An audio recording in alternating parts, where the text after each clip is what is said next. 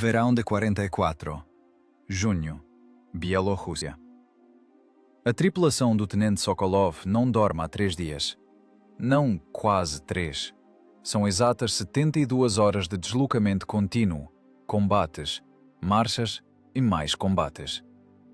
O motorista, Prokhorov, conduz o blindado no automático. As mãos operam as alavancas por instinto.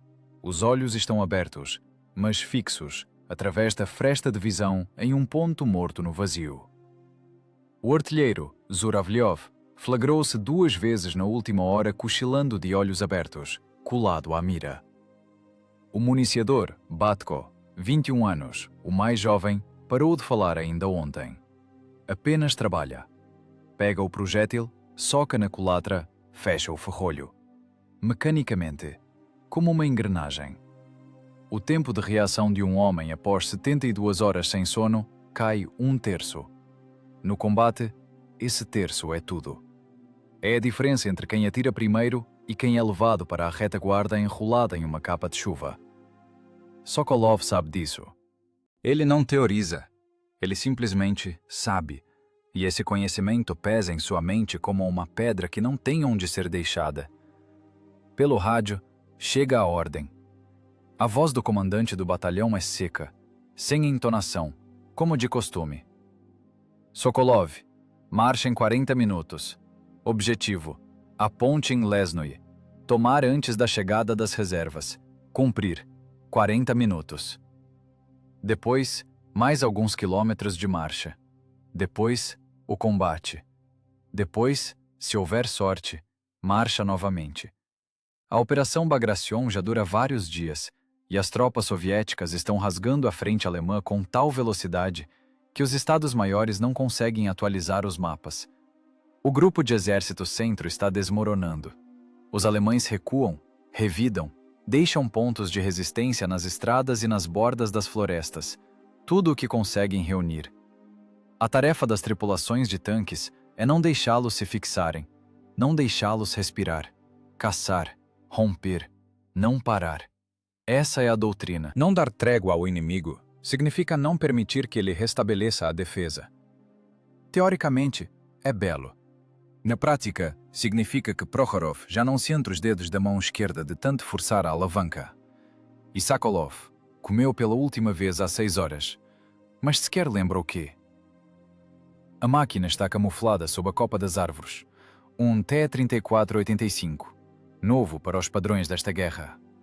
Torre de 3 lugares, comandante, artilheiro, municiador. Parece um detalhe técnico, mas para Sokolov significa uma coisa. Ele não está mais acorrentado à mira.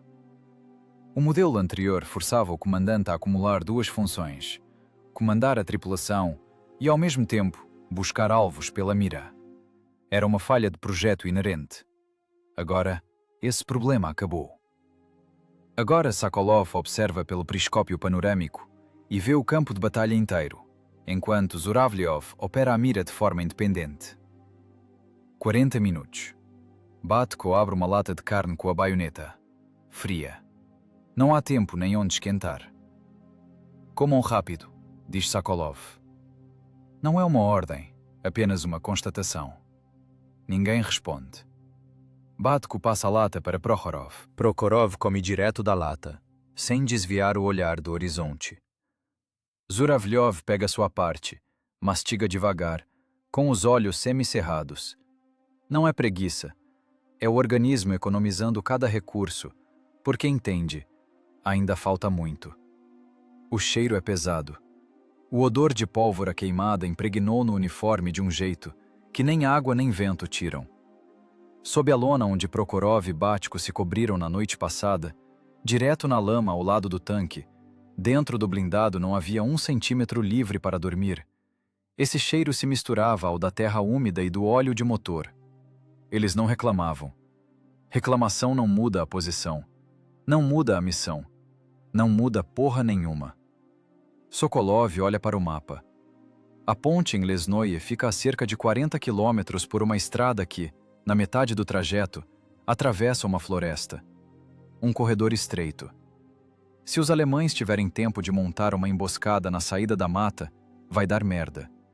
Se conseguirem deslocar a artilharia antitanque, vai dar muita merda. Se conseguiram explodir a ponte, toda a operação perde o sentido. As unidades de engenharia só chegariam horas depois, tempo suficiente para os alemães se entrincheirarem na outra margem. Por isso, 40 minutos. Por isso, não parar. Por isso, Prokhorov come a carne agora mesmo, sem se afastar da máquina. Quantos projéteis? Pergunta Sokolov. Batko conta sem olhar. Já se acostumou. 56 explosivos, 14 perfurantes, 70 granadas. Para um combate prolongado, é pouco. Para um rompimento rápido, é o suficiente, se trabalharem com precisão. Prokhorov fecha a lata vazia e a joga na grama. Levanta-se, alonga os braços, lenta e metodicamente, como quem se prepara para um trabalho pesado. Porque é exatamente isso. Um trabalho pesado. O mais pesado que existe. Partida em 30, diz Sokolov. Prokhorov assente, vai até o tanque, sobe na blindagem, abre a escotilha do motorista, desaparece lá dentro. 30 minutos de silêncio, relativo. Em algum lugar além do horizonte, a artilharia ecoa. Espaçada, com pausas. Não é a nossa, é a alemã. O som é diferente, mais seco e agudo. Sokolov ouve isso há tanto tempo que já nem processa. É apenas o ruído de fundo. O ruído de fundo desta guerra que nunca desliga. Zuravlyov senta-se junto à lagarta, encosta as costas na blindagem. Fecha os olhos. Não dorme. Apenas dá um descanso à vista. 20 minutos. Depois, de volta para a mira. Batko está ao lado de Sokolov, olhando na direção para onde devem seguir. Lá está a floresta, escura, densa, de verão. A estrada entra nela e desaparece. Acha que tem emboscada? Pergunta Batko, baixo, quase para si mesmo. Pensamos nisso depois, responde Sokolov. Agora, o negócio é rodar. Batko se cala, assente. Não é bravata. É apenas a aritmética da guerra. É impossível calcular tudo, mas parar significa entregar a iniciativa ao inimigo. E a iniciativa, agora, vale mais do que qualquer cautela. As reservas alemãs estão se movendo para a ponte. Elas também não têm tempo. Quem chegar primeiro decide o jogo. O motor ruge. Prokhorov está aquecendo a máquina. A fumaça do escapamento se dissipa entre a folhagem. Sokolov sobe na blindagem. Verifica a escotilha, olha pelo periscópio. O horizonte está limpo, por enquanto. Depois, desvia o olhar e observa sua tripulação. Olhos vermelhos, rostos cinzentos, mãos que só não tremem porque estão exaustas demais para isso. 4 homens, uma máquina, 70 projéteis, 40 quilômetros. Em seus postos. O reabastecimento leva 15 minutos que ninguém considera descanso. A máquina está parada à beira de uma estrada de terra. 2 soldados da logística rolam um tambor de óleo diesel. Mangueira, bocal. O cheiro do combustível abafa todo o resto. A pólvora, o cheiro da floresta úmida e o odor dos próprios homens que não vêem sabão há 3 dias. Prokhorov está sentado na blindagem comendo. Ou melhor, mastigando. Conservas. Frias. Direto da lata. Com a colher que carrega no bolso da túnica. Peixe. Ele não olha para o conteúdo, apenas mastiga e engole. O organismo exige combustível, assim como a máquina, não importa qual. Batko está ao lado, segurando sua lata com as 2 mãos. Ele tentou comer de pé, mas as mãos vacilam levemente pela fadiga. Então ele pressiona a lata contra o peito para não derramar o caldo. Carne e gordura. Gordura fria. Ela não derrete, apenas desce para o estômago como um bloco. Tá de boa? Pergunta Batko para ninguém em particular. Ninguém responde. Não é grosseria. É que as palavras custam caro quando quase não restam forças. Zuravlyov saiu do tanque e está de pé, escorado na lagarta. Olhos abertos. Ele olha para algum lugar ao longe, onde, por entre as árvores, se vislumbra o clarão de um campo. Para onde eles têm que ir? Ele não analisa nada, Apenas olha, porque se fechar os olhos por mais de um segundo, ele apaga, e aí não sai mais desse buraco. Na noite passada, dormiram sob a lona, direto na lama, ao lado da lagarta. Batko de um lado, Prokhorov do outro, ambos enrolados no mesmo pedaço de lona que acharam há 3 dias em um veículo alemão destruído. Dentro do tanque é impossível. O estoque de munição ocupa todo o espaço. Os assentos são estreitos. No compartimento de combate dá para sentar, mas não dá para deitar. Por isso, lama, lona e 3 horas até o amanhecer. 3 horas. Depois, tudo de novo. Sokolov dá a volta na máquina, metodicamente em círculo. Olha para as lagartas, íntegras. Olha para os roletes, ok. Olha para a blindagem. Alguns arranhões de estilhaços na placa frontal, superficiais, nada crítico. Olha para o cano da peça, limpo. Após o último combate, Batko conseguiu passar a escova. Ele para junto à torre e coloca a mão na blindagem. 85 milímetros. Canhão esse 53. Velocidade inicial da granada perfurante, 800 metros por segundo. A uma distância de 500 metros, perfura 100 milímetros de blindagem. Isso não são números de manual. É o que separa a tripulação da morte. A máquina antiga, o T-34 com canhão de 76 milímetros, na mesma distância não dava conta de um Panther alemão de frente. Era preciso manobrar, buscar o flanco, perder tempo. E tempo num duelo é vida. O novo canhão fecha essa lacuna. Não totalmente, mas o suficiente para que Zuravlyov tenha a chance de atirar primeiro e acertar onde deve. Mas o principal não é o canhão.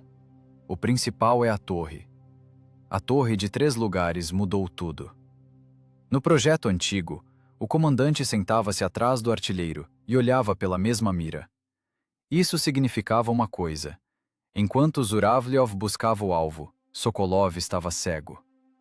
Enquanto Sokolov comandava, Zuravlyov perdia a mira. 2 homens num único ponto de atenção. Isso não era tática, era uma armadilha fundida em metal. Agora é diferente. Agora Sokolov tem sua própria cúpula de comando, seu próprio periscópio. Ele vê o campo de batalha independentemente do artilheiro, simultaneamente a ele, o tempo todo. Enquanto Zuravlyov mantém o alvo já encontrado, Sokolov já busca o próximo. Uma linha de montagem. Não são 2 homens num ponto, são 2 olhares sobre um mesmo campo. Essa é a diferença entre uma máquina que reage e uma máquina que age. Sokolov retira a mão da blindagem. Volta para junto da tripulação. Prokhorov, como estão as mãos? O motorista olha para as próprias palmas. Abre e fecha os punhos. Lentamente. Estão firmes. Bom, tem mais 50 quilômetros para mantê-las assim. Prokhorov não responde. Guarda a lata vazia. Desce da blindagem e vai para a escotilha. Batko termina de comer. Coloca a lata na grama. Olha para ela por um segundo. Vazia, amassada, engordurada por dentro. Tenente, diz ele. E lá na ponte, quantos deles vai ter? Não sabemos, responde Sokolov. Saberemos na hora. Não é evasiva, é a verdade. O reconhecimento relatou um ponto de resistência. Composição desconhecida. Pode ser infantaria com fuzis antitanque. Podem ser canhões. Pode não ser nada, se os alemães ainda não tiveram tempo de fechar aquele setor. A probabilidade de nada é baixa. Os alemães sabem segurar travessias. Zuravlyov para de encarar o horizonte e olha para Sokolov. Você dormiu alguma coisa? Pergunta ele. Não. Eu também não. Pausa. Não dá nada, diz Zuravlyov, e sobe de volta para a torre. Os soldados da logística recolhem a mangueira. O tambor está vazio. A máquina está abastecida. O motorista já está lá dentro. O motor trabalha em marcha lenta. Prokhorov não o desligou durante o abastecimento, porque já não há tempo para aquecer de novo. Sokolov olha para o relógio. Faltam 12 minutos para o início da marcha. Ele olha para seus homens. Batko recolhe as latas, a dele e a de Prokhorov, e as guarda no bornal amarrado à blindagem. Um pequeno gesto automático de ordem em meio ao caos. Sokolov percebe e não diz nada. Batko é jovem. Ele ainda mantém a ordem onde os adultos já desistiram há muito tempo. Isso vai passar. Mais alguns combates, e a ordem deixará de ser importante. Restará apenas a função. Apenas as mãos fazendo o que devem fazer. Sokolov espera que até esse momento, Batko ainda tenha um pouco de tempo. O vento sopra do oeste. Traz um cheiro de queimado. Em algum lugar lá na frente, algo grande está ardendo. Um veículo ou uma construção. E a fumaça sobe em uma larga coluna cinza, visível acima da floresta. Não é o incêndio deles. É o incêndio de outra pessoa. De um combate anterior que já terminou para quem o começou. Sokolov sobe na blindagem. Abre a escotilha do comandante. Desce para a torre. Fecha a escotilha sobre a cabeça. Um baque metálico, familiar como o clique de um ferrolho. Escuridão. Cheiro de óleo e metal. Instrumentos. A mira ao lado de Zuravlyov. Batko ocupa seu lugar junto à culatra. Carregar perfurante, diz Sokolov. Um estalo metálico. O projétil entra na culatra. O ferrolho fecha. Pronto. Prokhorov, vamos. A máquina se põe em movimento. Sai do abrigo para a estrada da terra. A terra está macia após as chuvas. As lagartas a agarram com firmeza. A floresta se fecha dos lados. A estrada segue à frente, reta como uma sentença. Os 12 minutos acabaram. A floresta termina de repente. Simplesmente. Árvores, árvores, árvores. E de repente, elas somem. Um campo. Largo, aberto, com uma elevação suave no horizonte. A estrada segue direto por ele. E lá, na elevação, perto de um pequeno bosque, movimento.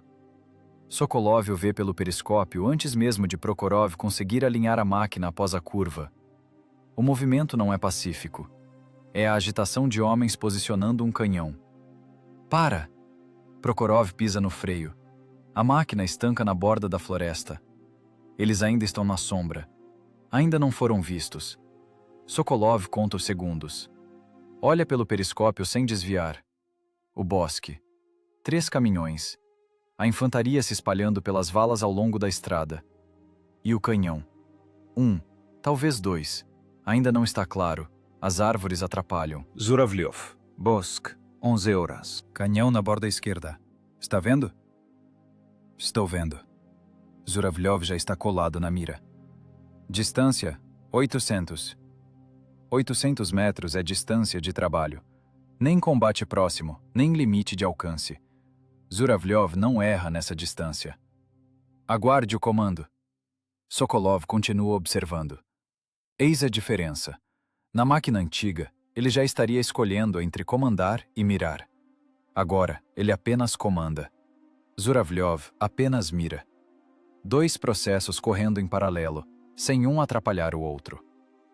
Os alemães terminam de posicionar o canhão. Eles ainda não viram o tanque, a floresta o esconde. Mas em 30 segundos a estrada se abrirá, e o primeiro a entrar no campo estará sob fogo direto. Sokolov toma a decisão em 3 segundos. Prokhorov, velocidade máxima à frente. Zuravlyov, fogo no canhão assim que sairmos no aberto. Batko, logo após o primeiro tiro, carregue explosiva. Entendido, diz Zuravlyov. Pronto, diz Batko, já segurando o projétil a postos. Prokhorov não diz nada, apenas pisa no acelerador. A máquina irrompe da floresta para o campo, o motor ruge, as lagartas batem contra o solo firme da estrada. A velocidade aumenta, o espaço aberto é um risco, é o campo de visão das miras alemãs, mas é também o campo de visão das nossas. Quem atirar primeiro dita o combate. Zuravlyov dispara no 3º segundo após saírem para o aberto. O canhão dá o coice. A torre é invadida por fumaça de pólvora. Por uma fração de segundo, o exaustor a remove imediatamente. O projétil parte. Impacto. Perto do bosque, uma explosão. Não exatamente onde deveria, à direita do cano, na roda do reparo. O canhão não foi destruído, mas a guarnição cai, dispersada pela onda de choque. A pausa no trabalho deles é tudo o que precisamos. Recarregando, relata Bátiko. Estalo metálico. Projétil na culatra. Pronto. Prokhorov pisa fundo. A máquina não desacelera. Ela avança enquanto Zuravlyov busca o próximo alvo. Eis a essência desta tática. O tanque não para atirar. Ele atira em movimento e, enquanto a granada voa, ele já está 50 metros mais perto do inimigo. A guarnição alemã tem que recalcular a antecipação. Isso quebra o ritmo deles. Isso nos dá segundos. Segundos aqui custam caro. Infantaria na vala, à esquerda, diz Sokolov. Zuravlyov, explosiva ao longo da estrada. Na mira. Segundo disparo. A explosiva cai com precisão. Ao longo da vala, um pouco além, mas a explosão varre a posição. Da vala, 2 se levantam e correm para trás, em direção ao bosque. Os outros não se levantam. Sokolov olha pelo periscópio e já vê a próxima ameaça. Na borda direita do bosque, um segundo canhão está sendo posicionado. Um que ele não notou de imediato. Está escondido atrás de arbustos, mas o freio de boca brilha ao sol. Mais um momento e ele estará na mira do artilheiro alemão. Prokhorov, direita, sai do eixo. Zuravlyov, canhão à direita, arbustos no bosque, 2 horas. Prokhorov joga a máquina para a direita sem hesitar. O tanque sai da estrada, entra no campo. A terra é macia. As lagartas afundam na camada superficial, mas mantêm a velocidade. A manobra quebra a mira do artilheiro alemão. Ele já tinha calculado a antecipação para um movimento retilíneo, e o alvo mudou de lugar. O canhão alemão dispara. O projétil passa à esquerda. Sokolov o ouve. Um assobio curto e agudo, e a explosão atrás, a uns 20 metros da popa. Errou, diz Prokhorov, apenas constatando. Zuravlyov, na mira. Pausa de meio segundo. Fogo. Terceiro disparo. Direto na posição do canhão. A explosão engole os arbustos, fumaça, terra, galhos derrubados. O canhão se cala. Sokolov já olha mais adiante. Caminhões no bosque. Um começa a se mover. O motorista tenta fugir. O segundo está parado. Pessoas com fuzis pulam da carroceria. Bátiko, carrega. Pronto. Zuravlyov, o caminhão. Quarto disparo. O caminhão para. O projétil atinge o motor. O fogo não irrompe de imediato, mas a máquina morre na hora. As pessoas do segundo caminhão se dispersam. Parte para o bosque, parte de volta para o outro lado da estrada. Sokolov observa o campo. Não há mais resistência organizada. Há infantaria dispersa, escolhendo entre a posição e a vida. E escolhendo a vida. Ambos os canhões estão fora de combate ou suprimidos. A estrada está aberta. Prokhorov, para a estrada. Velocidade máxima. A máquina volta para a terra batida. A velocidade aumenta. O bosque com as posições fumigantes fica para trás. 4 disparos. Menos de 2 minutos. Eis o que a nova torre mudou. Não a velocidade do projétil. Não a espessura da blindagem. Exatamente isso.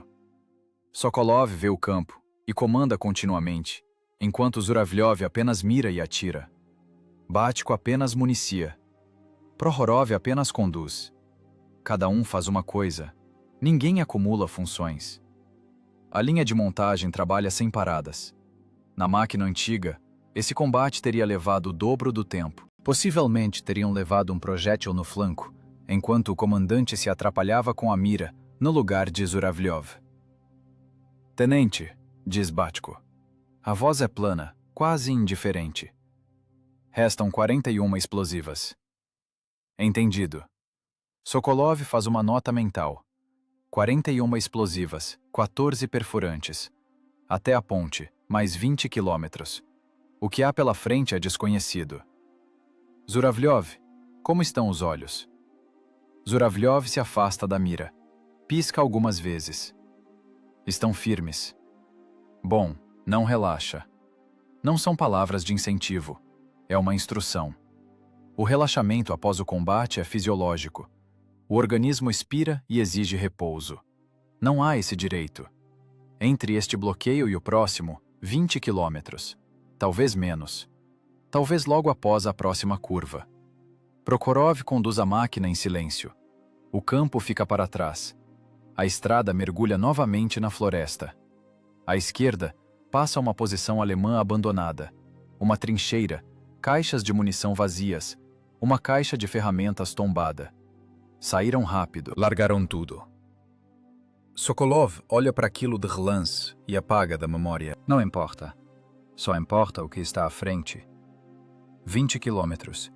A ponte. Chegar antes das reservas. A máquina avança. A ponte surge após a curva e, simultaneamente a ela, o inferno se abre. Os alemães conseguiram. Não as reservas. O bloqueio. Mas um bloqueio denso. 2 canhões em tiro direto. Infantaria em trincheiras nos 2 lados da estrada. E, em algum lugar atrás da ponte, blindados. Sokolov vê uma silhueta na fumaça. Não dá para distinguir bem, mas a silhueta está lá. Distância: 300 metros. Não são mais 800. É queima-roupa. Prokhorov, esquerda, atrás do aterro. A máquina sai da estrada para trás de um talude de terra no acostamento. O abrigo é parcial. A torre fica acima do aterro, mas a placa frontal e o trem de rolamento estão cobertos. Um disparo de posição aberta a 300 metros é uma troca que Sokolov não quer aceitar sem necessidade. O canhão alemão atira primeiro. O projétil atinge o aterro. A terra voa em torrões. O tanque estremece. Não pelo impacto, mas pela explosão próxima. Dentro, um baque surdo atravessa o casco, como se alguém tivesse batido com o punho no fundo do tanque pelo lado de fora. Estão todos bem? Pergunta Sokolov. Inteiros. Responde Batko. Voz firme. Já não é a voz de um jovem. É a voz de um homem que parou de temer explosões próximas porque se acostumou. Zuravlyov, canhão da esquerda. No buraco junto à estrada. Está vendo o escudo? Estou vendo. 280. Fogo. A torre gira. Disparo. O estrondo dentro do compartimento de combate a uma distância de 280 metros não é um som. É um golpe físico nos tímpanos. O ar se comprime e se expande em uma fração de segundo. O exaustor remove o gás da pólvora, mas mais devagar do que o desejado. Por um instante, o compartimento se enche de fumaça acre e Batko tosse, já esticando o braço para o próximo projétil. Impacto.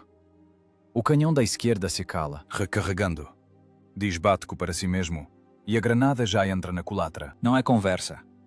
É um algoritmo verbalizado. Uma forma de manter o ritmo quando a cabeça funciona com 1/3 da potência devido à exaustão. O segundo canhão alemão dispara. O projétil raspa no topo da torre. Um guincho metálico, curto e cortante. Não perfura. O ricochete sobe. Sokolov não tem tempo de processar o que poderia ter acontecido. Já está olhando pelo periscópio. Zuravlyov. Segundo canhão, à direita, perto do celeiro. 3 horas. Estou vendo. A fumaça está atrapalhando. Atira no celeiro. Disparo. O celeiro explode. Uma construção de madeira não foi feita para aguentar o impacto direto de uma granada explosiva. Atrás dos escombros, o canhão. A guarnição abandona a posição. Prokhorov avança. Atravessa a estrada, direto para a ponte. Não diminui a velocidade. A máquina sai de trás do aterro. Pé no fundo. 300 metros de espaço aberto até a ponte. A infantaria nas trincheiras abre fogo. Fuzis, metralhadoras. As balas batem na blindagem como ervilhas em uma lata. Um estalo frequente, rítmico. Sokolov o ouve mesmo através do rugido do motor e do zumbido nos ouvidos causado pelos disparos. Balas na blindagem não são uma ameaça para a máquina. São uma ameaça para o psicológico.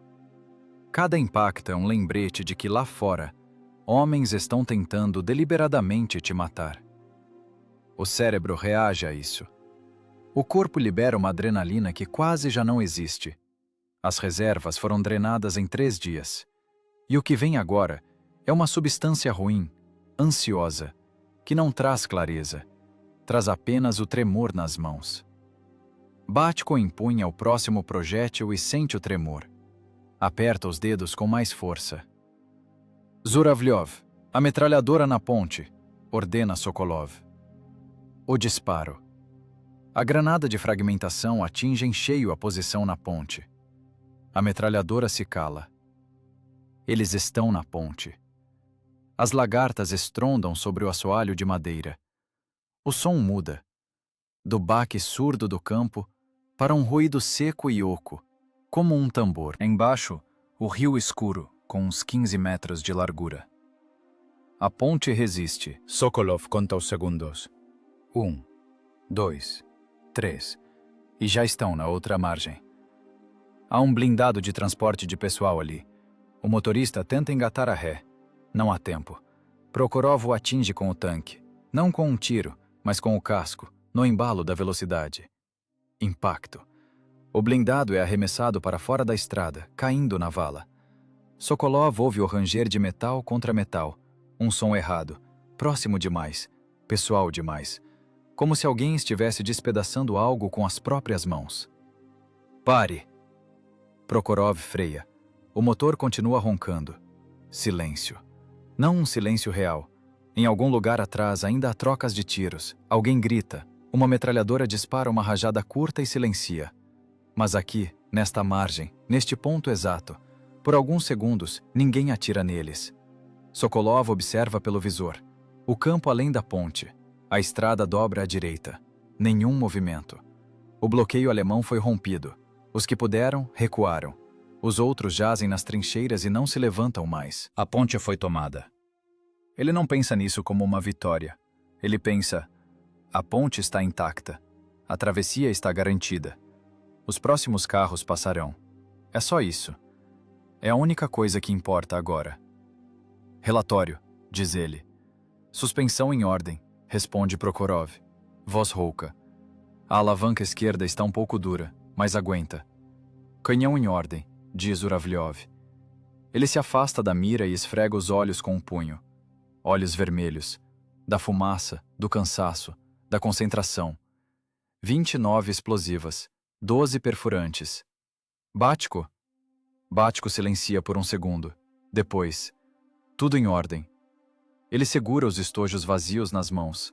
2 unidades que não teve tempo de descartar pelo ejetor no ritmo do combate. Estão quentes. Ele não percebe o calor. Os dedos já não sentem a temperatura. Trabalham há tempo demais com metal incandescente. Dentro do compartimento de combate, um calor infernal.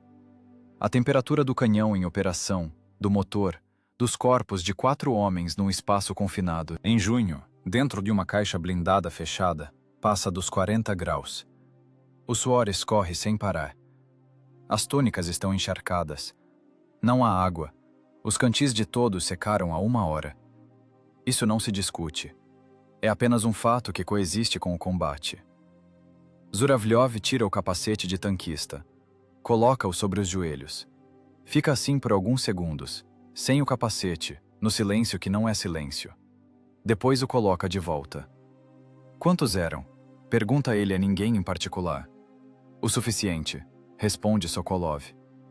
No rádio, estática, seguida pela voz do comandante do batalhão.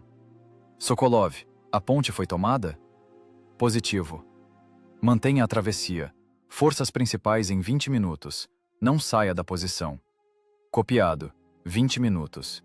Sokolov olha para o rio, para a outra margem, para a estrada de onde vieram. Lá ainda há combate. Ouvem-se disparos isolados. A infantaria limpa as posições. Logo os nossos aparecerão. Por enquanto, 4 homens e uma máquina com o cano fumegante na margem do rio, em pleno junho de 44. Prokhorov abre a escotilha do mecânico. Coloca a cabeça para fora. Olha para cima. Para o céu. Apenas para o céu. Respira. Sokolov não o impede. 2 minutos. Ele pode. O golpe vem sem aviso. Sokolov o ouve antes de perceber. Não uma explosão, não um tiro, mas um golpe. Curto, seco, como se alguém tivesse batido com uma marreta na torre por fora. O metal ressoa. O carro estremece. Um atirador alemão com um fuzil antitanque abriu fogo da margem direita, uma posição camuflada nos arbustos que Sokolov não viu. O projétil veio em ângulo agudo, não de frente, mas na lateral da torre, de raspão. A blindagem aguentou. 45 milímetros de blindagem lateral, na torre do T-34-85, em um ângulo agudo. O projétil ricocheteou. É física. Ângulo de impacto menor que 30 graus, e a energia cinética se dissipa no desvio, sem perfurar.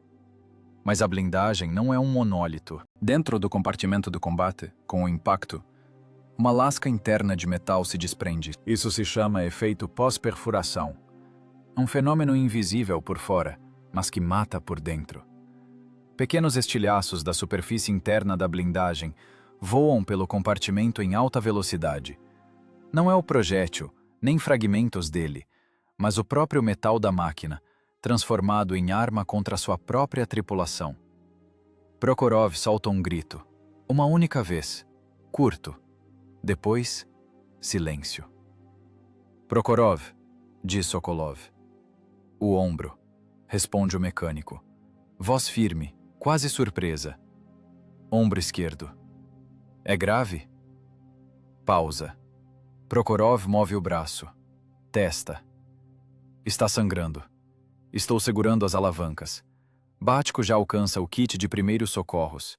Está fixado na parede do compartimento, à esquerda da culatra. Abre-o. Tira uma bandagem. Estende-a para Prokhorov através da divisória. O mecânico está longe. Ele a passa por cima do ombro de Zuravlyov. Consegue enfaixar sozinho? Pergunta Bátiko. Depois, diz Prokhorov. Agora, ordena Sokolov. Não é por excesso de zelo. É cálculo. Um mecânico com uma ferida aberta perde sangue. Perda de sangue significa queda de pressão. Queda de pressão somada a 3 dias de exaustão significa perda de consciência ao volante. E então, o carro não sai do lugar. Prokhorov aceita a bandagem. Pressiona a ferida, sem desenrolar. Apenas aperta contra a túnica. Mão direita na alavanca, esquerda na bandagem. Segurando, diz ele. Sokolov já está no visor. Margem direita. Arbustos junto à água. De onde veio o tiro? Deve haver um canhão ou um caça-tanques lá. A fumaça do disparo ainda não se dissipou. Uma leve nuvem esbranquiçada sobre os arbustos, uns 150 metros rio acima. Zuravlyov, margem direita. Arbustos junto à água, 150 metros rio acima. Fumaça branca. Na mira. Perfurante. O estalo da culatra. Bátiko trabalha com uma mão. Com a outra, ajuda a manter a bandagem de Prokhorov no lugar, até que este a segure firme. Desajeitado. Mais lento que o normal. Mas o projétil entra na culatra. Pronto. O disparo. Os arbustos na margem direita voam pelos ares. Atrás deles, um clarão, seguido de uma fumaça preta e densa. Acerto na munição ou no combustível. Fumaça dessa cor só vem disso. O canhão inimigo não atira mais. Sokolov escuta o silêncio. 10 segundos. 20. Nenhum novo disparo. Posição liquidada. Bátiko, diz Zuravlyov. Passa para cá. Ele pega a bandagem das mãos de Bátiko e a entrega a Prokhorov diretamente pela escotilha. Prokhorov pressiona a ferida com a própria mão. A direita, desajeitadamente, pois o ferimento é no ombro esquerdo. A túnica está encharcada de sangue. A mancha escura cresce, mas devagar. O estilhaço não foi fundo.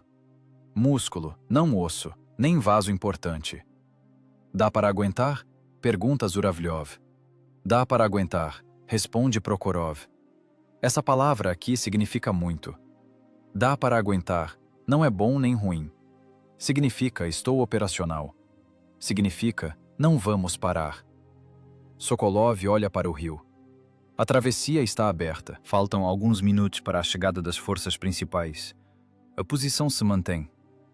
Mas o que acabou de acontecer martela em sua cabeça, como um fato frio e isolado. O projétil não perfurou a blindagem, e mesmo assim, a tripulação foi ferida. É importante entender isso. Não agora, depois, se houver um depois. Blindagem não perfurada não é garantia de nada. É apenas um adiamento. Basta um impacto forte o suficiente no ângulo certo e a máquina mata os seus por dentro, com seu próprio metal. Bátiko fecha o kit de primeiros socorros. Senta-se em seu lugar. Olha para as mãos. A direita suja com o sangue de Prokhorov. A esquerda limpa. Ele observa essa diferença por alguns segundos. Depois limpa a direita na calça. Tenente, diz ele baixo. O quê? Nós paramos. Eu sei. Não podemos parar. Eu sei. Sokolov olha pelo visor mais uma vez. Margem direita, limpa. Margem esquerda, limpa.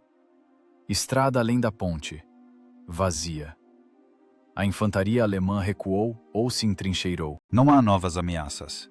Por enquanto. Mas a palavra por enquanto aqui tem um peso enorme. Prokhorov, consegue dirigir? O mecânico silencia por um segundo. Aperta ambas as alavancas. A mão esquerda obedece. Há dor, mas a mão funciona. Consigo. Então mantenha a posição. Não se mova até que os nossos passem. É um compromisso.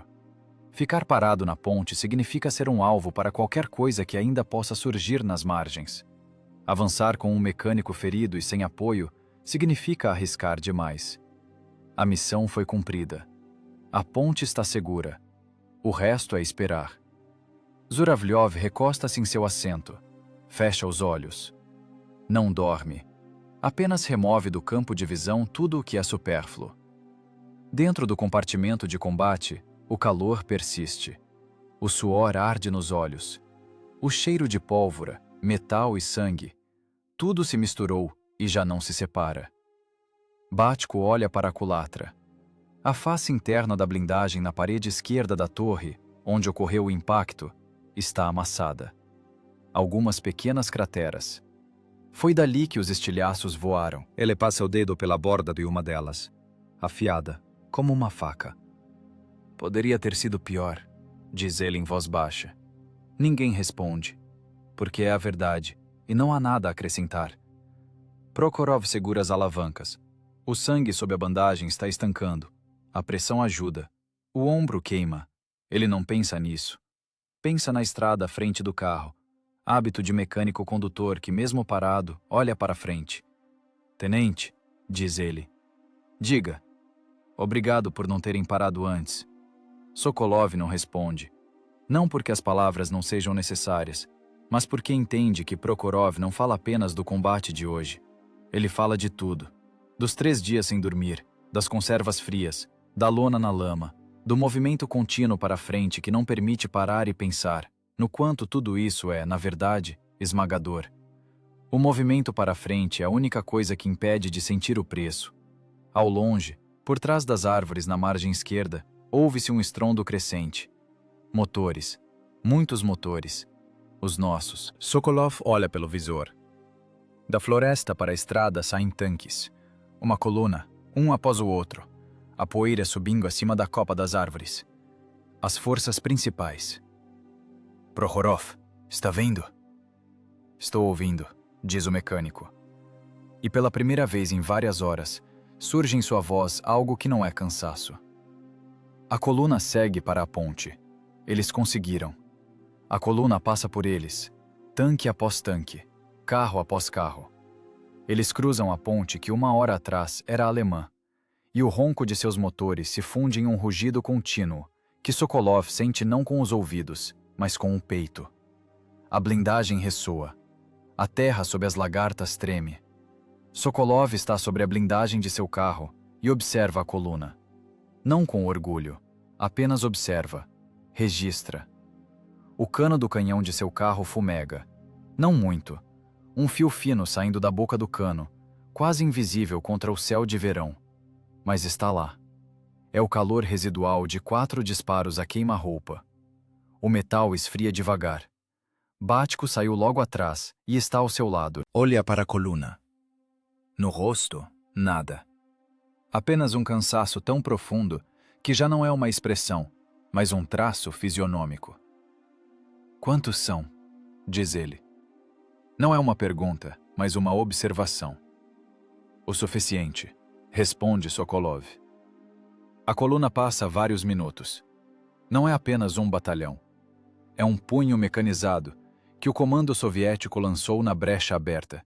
E agora ele avança para o interior da defesa alemã, com tal velocidade que os estados maiores de ambos os lados não conseguem processar o que está acontecendo. Os mapas alemães tornam-se obsoletos mais rápido do que podem ser atualizados. Os mapas soviéticos também. Só que aqui isso tem outro nome. A ofensiva supera o próprio plano. Sokolov entende isso. Ele viu algo assim em Kursk, mas lá as tropas soviéticas resistiam, não avançavam. Agora é diferente. Agora é uma avalanche que se acelera sozinha. Zuravlyov saiu da torre e está sentado na blindagem, com as pernas penduradas na escotilha. Tirou o capacete. O cabelo está molhado de suor. Ele olha para o rio. A água é escura, calma, indiferente a tudo o que acontece nas margens. Queria dar um mergulho, diz ele. Depois da guerra, responde Bátiko. Depois da guerra está longe. Prokhorov ficou lá dentro. A ferida no ombro está enfaixada. Bátiko o enfaixou direito, assim que a coluna passou pelos primeiros carros e ficou claro que não havia ameaça imediata. A bandagem segura, o sangue parou. Prokhorov está em seu assento e olha pela fresta de visão para a estrada. Apenas olha. Ele não pode sair. Se for preciso se mover, ele deve estar no posto. Sokolov desce da blindagem. Dá a volta no carro, pela segunda vez no dia, metodicamente, como sempre. Olha para as lagartas. Olha para as rodas de apoio. Olha para a blindagem. Na lateral esquerda da torre, onde o projétil alemão atingiu, há um amassado profundo. O metal não foi perfurado, mas deformado. Um amassado do tamanho de um punho, bordas irregulares, a tinta arrancada até o metal vivo. Sokolov coloca a palma da mão nesse amassado. O metal ainda está morno. É o rastro de um projétil que não matou ninguém da tripulação. Quase.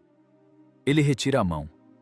A placa frontal, arranhões de estilhaços, algumas pequenas moças, nada crítico.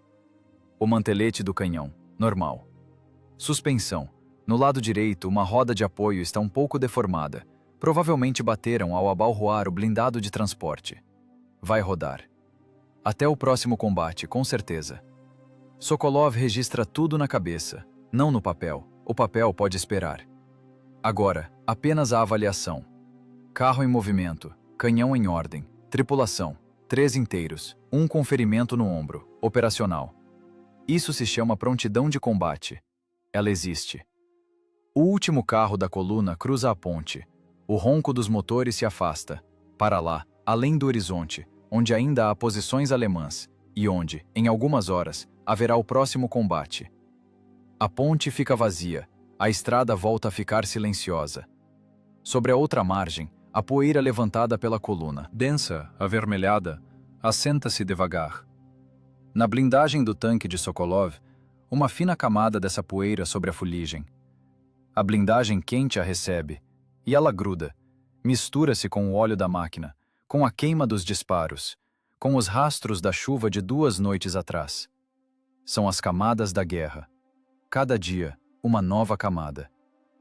Bátiko olha para o equipamento alemão à beira da estrada. O blindado na vala, aquele que Prokhorov jogou para fora com o casco. Está de lado. A roda direita ainda gira lentamente.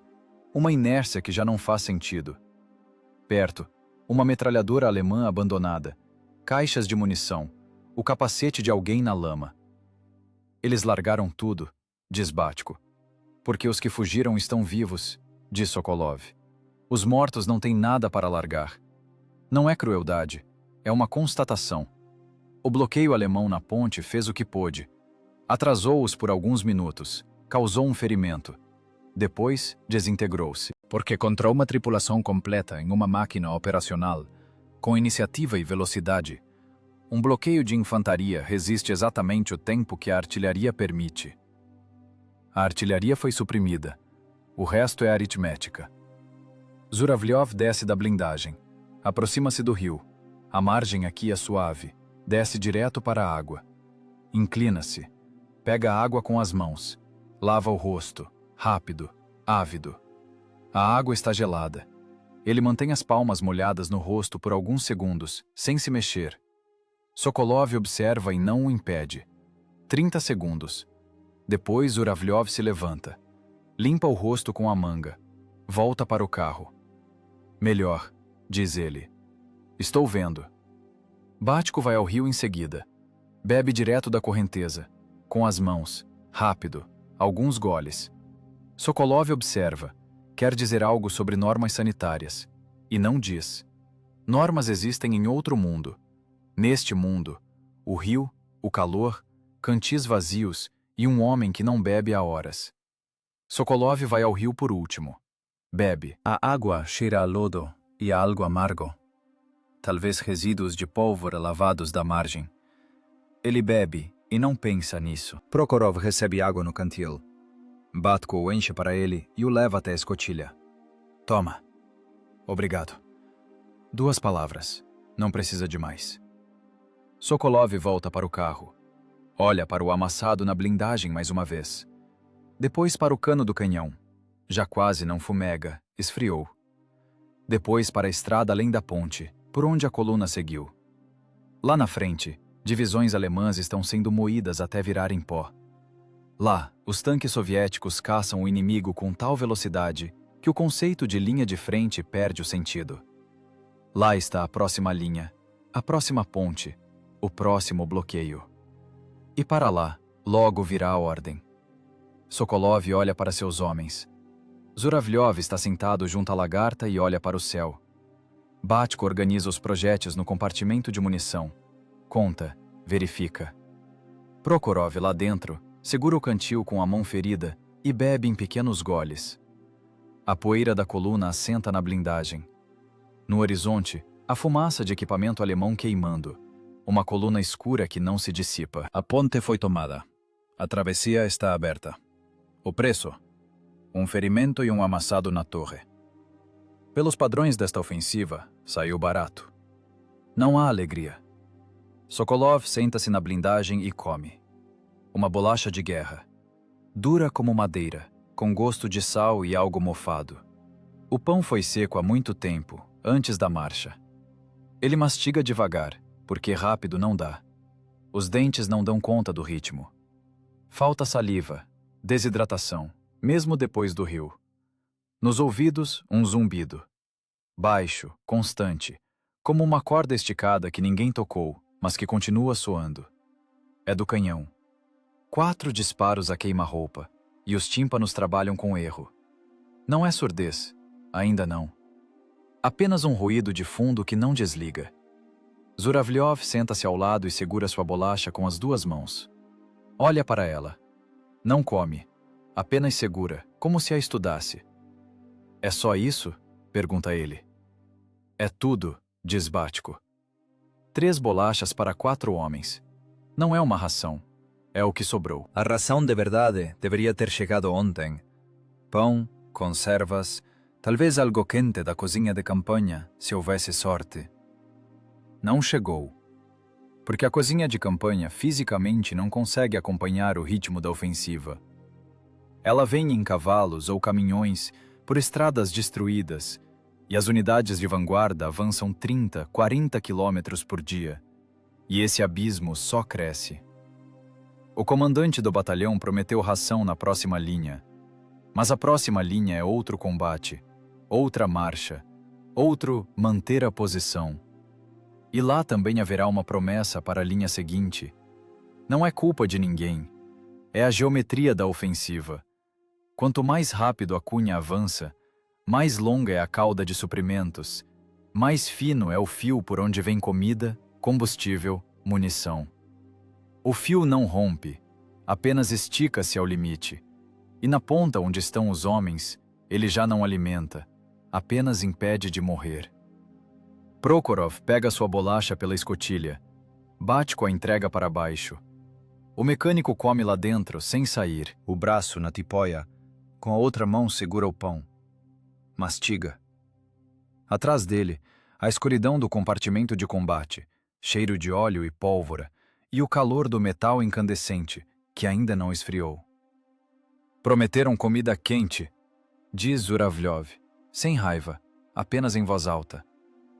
Prometeram muita coisa, diz Batko. Não é uma queixa. Eu sei. Sokolov mastiga a bolacha e olha para o equipamento alemão em chamas. Lá, a 500 metros estrada acima, onde a coluna se dispersou, algo grande está fumegando. Não um tanque, um transporte, um caminhão coberto ou algo parecido. O fogo já não está alto, mas a fumaça sobe. Uma fumaça preta, pesada, que se assenta abaixo das nuvens e fica lá, sem se dissipar. Naquela fumaça está o que é alheio, alemão. O que ainda de manhã era o equipamento de alguém, os documentos de alguém, a comida de alguém. Agora está apenas queimando. Sokolov não pensa nas pessoas que perderam aquilo. Não é crueldade, é economia. A cabeça já não comporta pensamentos extras. Ela opera no mínimo. Missão, rota, tripulação, munição. Todo o resto está fora. Há muito tempo. Batko comeu sua bolacha rápido. Agora está sentado com as mãos vazias e olha para o chão. Estou com fome, diz ele. Todos estão, diz Sokolov. Eu entendo. Pausa. Só comentei. Sokolov assente.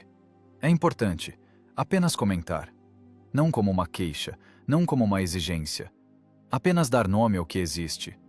Fome, cansaço, zumbido nos ouvidos. Eles não vão a lugar nenhum só porque se fica em silêncio sobre eles. Mas se você dá um nome, fica um pouco mais leve. Gramas, mas mais leve. Zuravlyov finalmente morde sua bolacha. Mastiga por muito tempo. Lembra como nos alimentavam perto de Smolensk? Diz ele. Não lembro, diz Batko. Tinha mingau, de trigo sarraceno, quente. Faz tempo. 2 meses atrás. Batko olha para ele.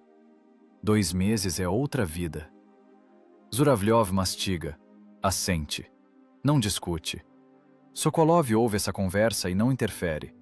Homens falando de comida. É normal. É uma das formas pelas quais o organismo lida com a falta de alimento. Imaginando-o. Remexendo memórias de sabor, de cheiro, de calor. Não é fraqueza. É fisiologia. Ele mesmo lembra, involuntariamente, por uma fração de segundo, de pão com manteiga. Apenas pão e manteiga. Pão branco, macio, e manteiga que derrete na hora. Onde comeu isso pela última vez, não lembra. Antes da guerra. Há muito tempo. Tira isso da cabeça. Volta ao presente. O presente é um caminhão alemão queimando, 3 bolachas comidas, um mecânico ferido no tanque e um zumbido nos ouvidos que não cessa.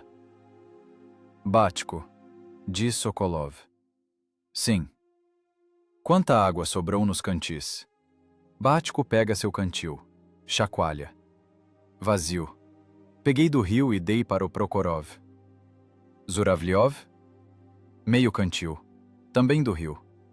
Sokolov assente. Água de rio não é potável, a rigor. Mas o instrutor sanitário é a retaguarda. A retaguarda está longe. Não bebam até que o suprimento chegue. Vai demorar? Pergunta Batko. Não sei. Resposta honesta. Sokolov não sabe quando o suprimento virá. Talvez em 1 hora. Talvez amanhã de manhã. O ritmo da ofensiva sugere que será amanhã. Zuravlyov olha para o rio. Lá tem água, diz ele. Lá tem água, confirma Sokolov. Por enquanto aguentamos. Zuravlyov assente. Desvia o olhar do rio. Olha para o outro lado, para a estrada, para a poeira, para o horizonte por onde a coluna seguiu. Eles estão comendo agora, diz ele. Quem? O pessoal da retaguarda. O pessoal do Estado-Maior. Sokolov olha para ele. Zuravlyov diz isso sem raiva, apenas como um fato. Lá, 50 quilômetros atrás, onde os Estados-Maiores e serviços de retaguarda se instalaram, há cozinhas de campanha, há comida quente, há a possibilidade de dormir em beliches e não no chão sob uma lona. Provavelmente, diz Sokolov. Certo, diz Zuravlyov. E não volta mais ao assunto. Isso também é importante, saber dizer está bem e encerrar o assunto. Sem ressentimento, sem raiva acumulada. Apenas o fato.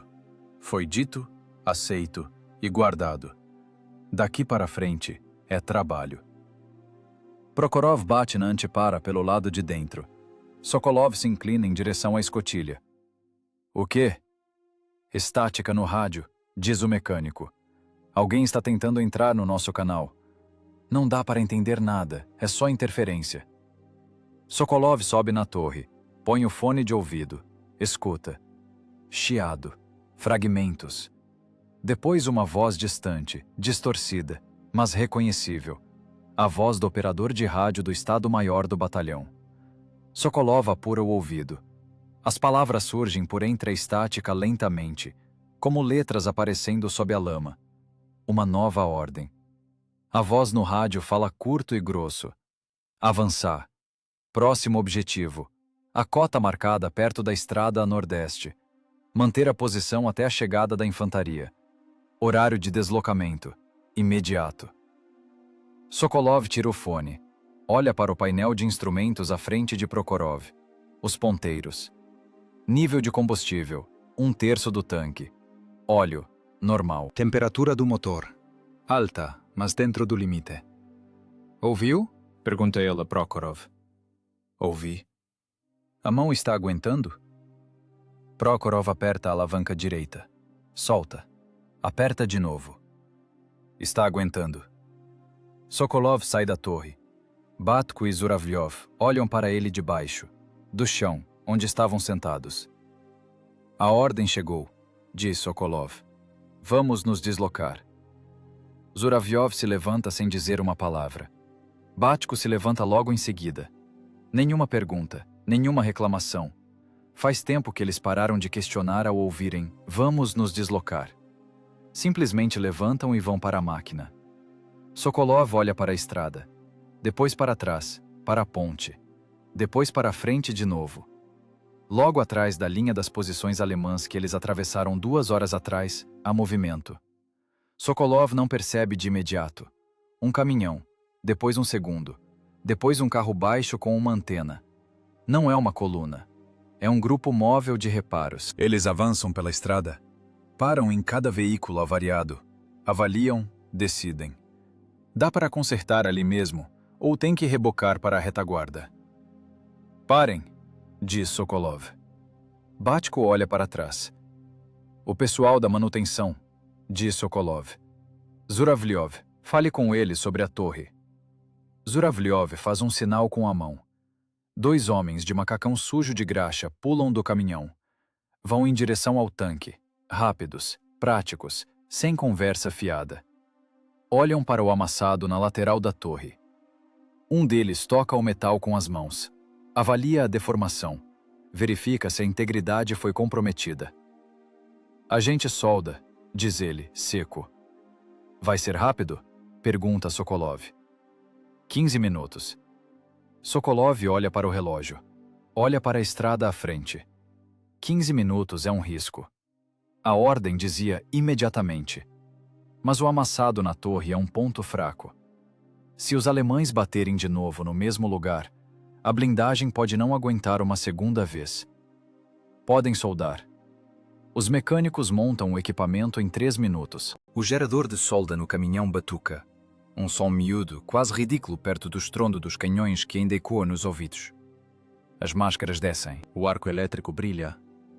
Sokolov se afasta um pouco. Olha para os seus homens. Batko se agachou perto da lagarta, as costas na blindagem, os joelhos colados no peito. Fechou os olhos. Não está dormindo. Está respirando.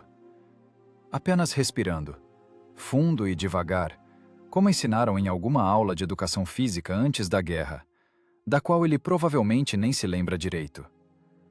O corpo achou esse ritmo sozinho. Zuravlyov está parado perto dos mecânicos, observando a soldagem. A luz azulada do arco reflete nos olhos dele. Ele não faz nada, apenas fica ali parado olhando para o fogo. Isso também é um jeito de sobreviver.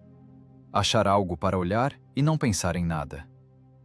Prokhorov coloca a cabeça para fora da escotilha do motorista. Lentamente, com cuidado. O ombro ferido não o deixa se mover livremente. Sai para fora. Senta na blindagem. Disseram 15 minutos, diz Sokolov. Estou ouvindo, diz Prokhorov. Ele olha para a própria mão enfaixada. A gás escureceu, não de sangue fresco, mas de sujeira e óleo de motor. O sangramento estancou ainda lá no rio. A ferida arde, mas é suportável. Ele mexe os dedos um por um, testando. Todos os 5 funcionam. Você vai sobreviver, diz Batko sem abrir os olhos. Já estou vivendo, diz Prokhorov. É humor. Não é engraçado. É só humor. Porque não existem outras palavras. E o silêncio é mais pesado do que dizer qualquer coisa. A artilharia bate em algum lugar distante. Pancadas abafadas atrás do horizonte, uma atrás da outra, em intervalos iguais. É a nossa artilharia. Sokolov distingue o ritmo. A alemã bate diferente, mais seca, com pausas entre as séries. A nossa trabalha metodicamente, como um martelo. Isso significa que a frente de batalha se moveu para lá, para frente, para onde eles têm que ir agora. Um dos mecânicos se afasta da torre, levanta a máscara. Pronto. 12 minutos. Mais rápido do que o prometido. Sokolov olha para a solda. Bruta, saliente, feia. Não é trabalho da fábrica. É serviço de campo, sob o estrondo distante da artilharia. Mas o metal pegou. O amassado foi reforçado por dentro com uma camada extra. Agora esse ponto é mais resistente que as áreas vizinhas. O paradoxo dos reparos de campanha. Obrigado, diz Sokolov. O mecânico já está voltando para o caminhão. Não olha para trás. Não tem tempo. Sokolov observa os homens. Como eles carregam as coisas. Como o caminhão dá a partida e segue pela estrada em direção ao próximo veículo atingido. Esses homens trabalham a 100 metros de onde, 1 hora atrás, ocorria um combate. Trabalham rápido, em silêncio, sem parar, porque ninguém está esperando por eles também. A coluna passou, deixou para trás um rastro de máquinas destruídas, e os mecânicos seguem esse rastro como maqueiros num campo de batalha. É uma linha de montagem. Não é heróico. É apenas uma linha de montagem. A máquina quebrou. Consertaram. A máquina seguiu em frente. O homem foi ferido. Enfaixaram. O homem trabalha. Tudo o que sai de operação volta para o serviço, ou é descartado. Sem pausas, sem intervalos. Em seus lugares, diz Sokolov. Batko abre os olhos, levanta, sobe na torre. Zuravlyov desperta da contemplação da solda. Sobe logo atrás. Prokhorov desce da blindagem com cuidado. O ombro ferido primeiro, para não bater em nada na descida. Entra na escotilha do motorista. Sokolov é o último. Olha para a estrada mais uma vez, para a ponte lá atrás, para a poeira à frente, para a fumaça dos blindados alemães que se dissipa lentamente sobre o campo. Em algum lugar lá, além do horizonte, as unidades soviéticas estão moendo as divisões alemãs. Isso não é uma metáfora. É um processo real, com perdas reais de ambos os lados. Os mapas nos estados maiores do Grupo de Exército Centro-Alemão já não refletem a realidade. Em poucos dias de ofensiva, as tropas soviéticas avançaram até onde os planejadores alemães não previam uma ruptura por semanas. É um choque tão grande que os comandantes alemães relatam números ao Estado-Maior nos quais ninguém acredita e exigem reconfirmação. Mas já não sobrou ninguém para reconfirmar. Sokolov entra na torre. Fecha a escotilha. Prokhorov, dá a partida. O motor pega de primeira. O giro aumenta. O tanque estremece. Uma vibração miúda, familiar, quase calmante. É uma máquina funcionando. Isso significa que estamos indo. Zuravlyov, carregar com perfurante. Já foi, diz Zuravlyov. Ouve-se o som metálico do ferrolho. Batko, relate o que sobrou. 26 explosivas, 12 perfurantes, 38 granadas, até a cota. Não se sabe quantos quilômetros. Não se sabe o que espera por lá. Pode ser que não tenha nada. Pode ser que não. Avançar. A máquina se move. Entra na estrada. Ganha velocidade. Para trás ficam a ponte, a solda na torre, 3 biscoitos comidos e um amassado que não existe mais. À frente, poeira, o trovão da artilharia e a próxima ordem, que já os espera na outra ponta da estrada. A linha de montagem não para. A cota os recebe com silêncio. Não um silêncio de paz, um silêncio de guerra. Aquele em que se ouve tudo. O vento na grama, o trovão distante da artilharia atrás do horizonte, as batidas do próprio coração. Aquele que não significa sossego, mas sim uma pausa entre uma coisa e a próxima. Prokhorov para a máquina na crista da elevação. O motor trabalha na lenta, baixo, quase inaudível depois do giro de marcha. Sokolov abre a escotilha. Fica de pé na torre até a cintura. Observa. Um campo. Um declive suave para baixo. A estrada vira para a direita, contorna um bosque e desaparece. Onde ela desaparece, fumaça. Não é preta, não é de veículo. É cinza, de algo feito de madeira. Uma aldeia ou um sítio. Era um sítio. Não há alemães na cota. Foram embora. Não tiveram tempo de se entrincheirar, ou decidiram não segurar a posição. No chão, rastros.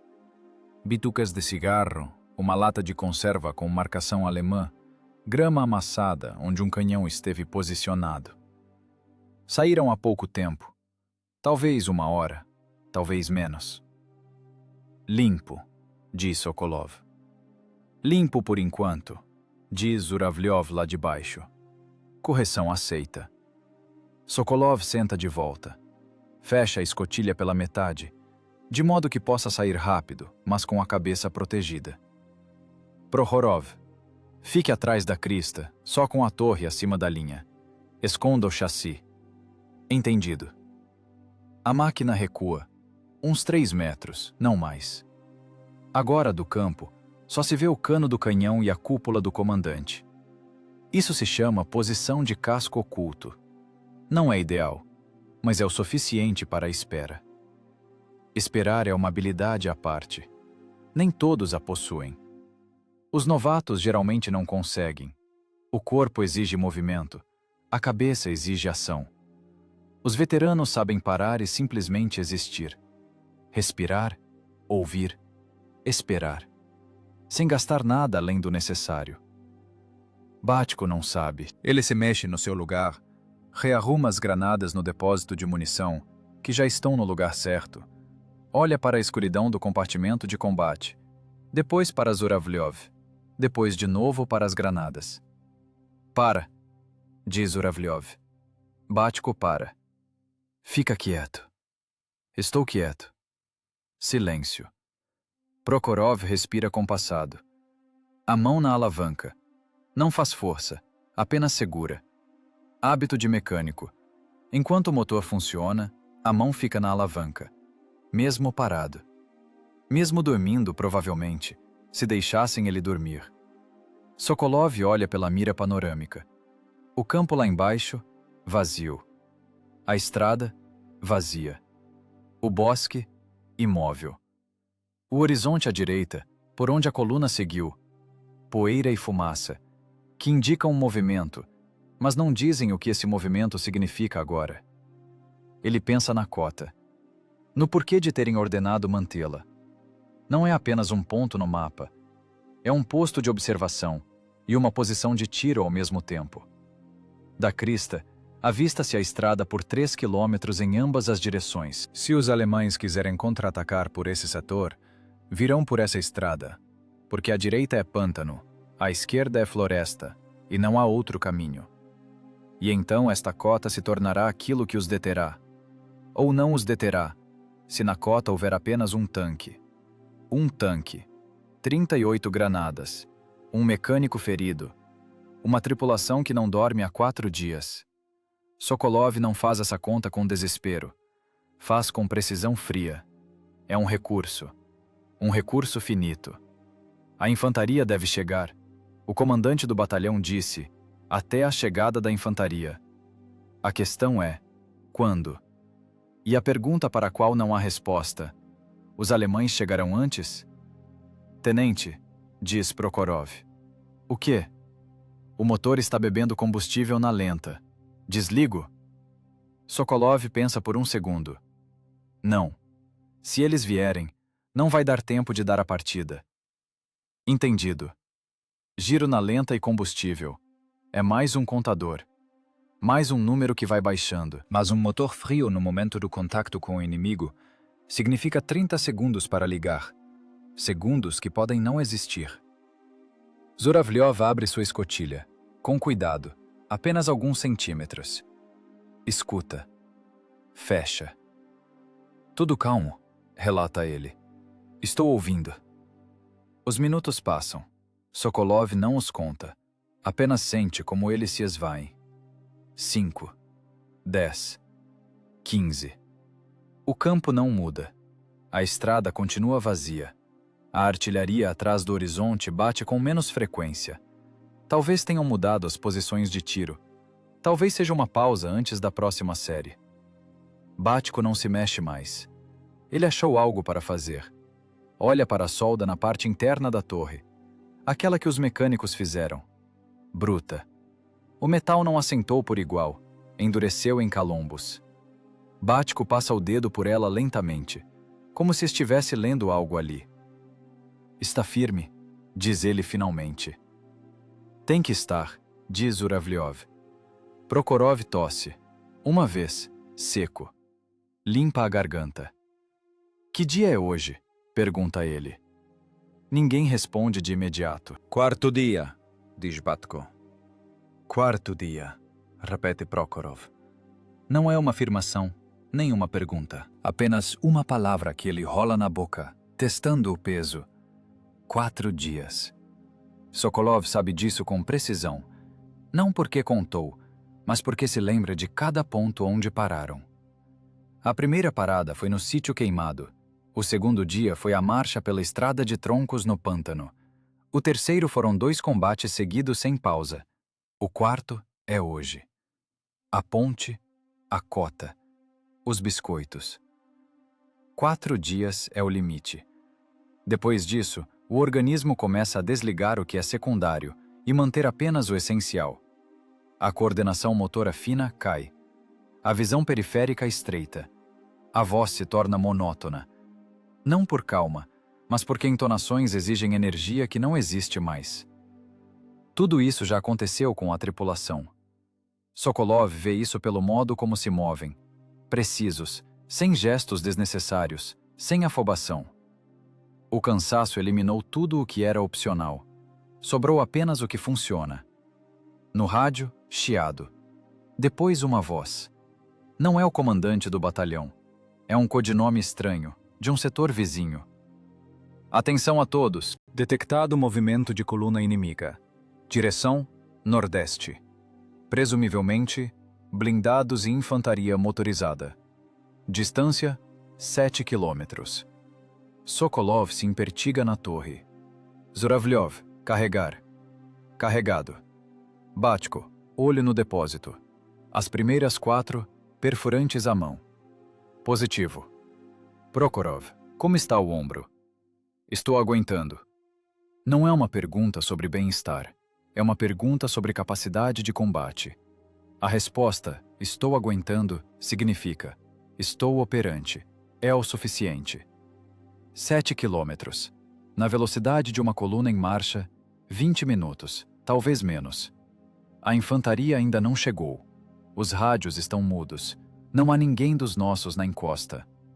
Um tanque na crista de uma cota contra uma coluna blindada não é um combate. É uma posição que precisa ser mantida exatamente pelo tempo necessário para que os outros cheguem. Sokolov olha pela mira. A estrada lá embaixo continua vazia. Mas agora esse vazio é outro. Não é de paz, é de tensão. Como o silêncio antes do tiro. Não atirem sem ordem, diz Sokolov. Vamos esperar. Se eles vierem, deixem chegar a 400 metros. Silêncio. Entendido, diz Zuravlyov. Entendido, diz Batko. Entendido, diz Prokhorov. 4 homens, uma máquina, a crista de uma cota, uma estrada vazia lá embaixo. Sokolov olha para essa estrada e pensa apenas uma coisa. A infantaria tem que chegar a tempo. A infantaria chegou a tempo. Eles vieram pelo flanco esquerdo, espalhados, rápidos, agachados, como gente que aprendeu faz tempo a se mover sob fogo. Não correndo, em passo acelerado, aquele passo especial do infante que só não é corrida por uma questão formal. Um pelotão, talvez 2 pelotões incompletos. Sokolov os conta pela mira e para de contar. É o suficiente. Há homens, há uma posição, há uma chance de segurar a cota. A coluna alemã acabou não aparecendo na estrada. Talvez tenha recebido outra ordem. Talvez o reconhecimento tenha relatado a cota ocupada e o comandante decidido contornar. Talvez a artilharia os tenha pego antes de saírem em campo aberto. Sokolov não vai ficar sabendo. A guerra raramente explica por que aquilo que se esperava não aconteceu. Simplesmente não aconteceu. Aceitar e seguir em frente. Um tenente da infantaria se aproxima do tanque. Jovem, mais jovem que Sokolov, embora o próprio Sokolov tenha 26 anos. O rosto cinza de cansaço, a túnica suja de lama até o joelho. Vieram pelo visto pela baixada. A cota é de vocês? Pergunta ele. É nossa, diz Sokolov. Bom, o tenente olha para o campo lá embaixo, para a estrada. Alemães? 7 quilômetros, último relato, 1 hora atrás. Então já estão mais perto? Então já estão mais perto, concorda Sokolov. Eles olham para baixo juntos por alguns segundos. Depois, o tenente da infantaria volta para os seus homens, para posicioná-los ao longo da crista. Sokolov o observa ir embora. Essa conversa ocuparia meia página nas memórias de pós-guerra de alguém. Na realidade, durou 30 segundos. No rádio, a voz do comandante do batalhão. Sokolov escuta. Nova ordem. Não é para manter a cota. É para avançar para o norte, apoiar o ataque a um ponto de apoio perto da aldeia. A infantaria fica na cota, o tanque para frente. De novo, para frente. Sokolov tira o fone. Olha para as mãos. Suas mãos, que seguram o fone. Os dedos não tremem. As mãos parecem normais. Apenas a pele nos nós dos dedos está rachada pelo frio e calor alternados. E sob as unhas, um preto que não sai mais. Ele coloca o fone de volta. Prokhorov, ordem, para o norte. Aldeia perto do ponto de apoio. É longe? Não disseram. Prokhorov silencia por um segundo. O combustível dá para uns 30 quilômetros. Depois disso, só no cheiro. Entendido. É um problema que não dá para resolver agora. Ou o caminhão de combustível vem ao nosso encontro, ou a gente aguenta com o que sobrou. Não tem terceira opção. Dá a partida. O motor passa da lenta para o giro de trabalho. A máquina se move. O tenente da infantaria se vira. Observa o tanque deixando a cota. Não acena, apenas observa. Sokolov não o vê. Ele já está olhando para a frente. A estrada para o norte passa por um campo. Depois mergulha numa baixada, onde a grama é mais escura e alta, o que significa que é úmido. O que significa que Prokhorov terá que manter a velocidade para não atolar. Depois, subida de novo. Sokolov lê o relevo pela mira automaticamente, sem pensar nisso conscientemente. Já não é uma habilidade, é parte da percepção. Batko está sentado perto da culatra. Olha para o depósito de munição. 26 granadas. Eram 38 antes da última espera na cota. Mas ele contou de novo. E 26 é o número certo. Espera. Eles não atiraram na cota. 38. Ele conta mais uma vez. 38. Diz ele em voz alta. O quê? Responde Zuravlyov. As granadas. Eu errei. 38. Está bem. É algo pequeno, mas importante. O cansaço faz exatamente isso.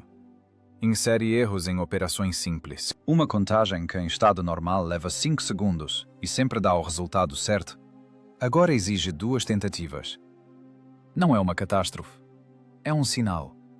Controlar cada ação 2 vezes. A máquina entra na baixada. A grama chicoteia as laterais, alta, da altura de um homem, úmida. As lagartas a esmagam e seguem adiante. O solo aguenta. Não é pântano, apenas um prado úmido.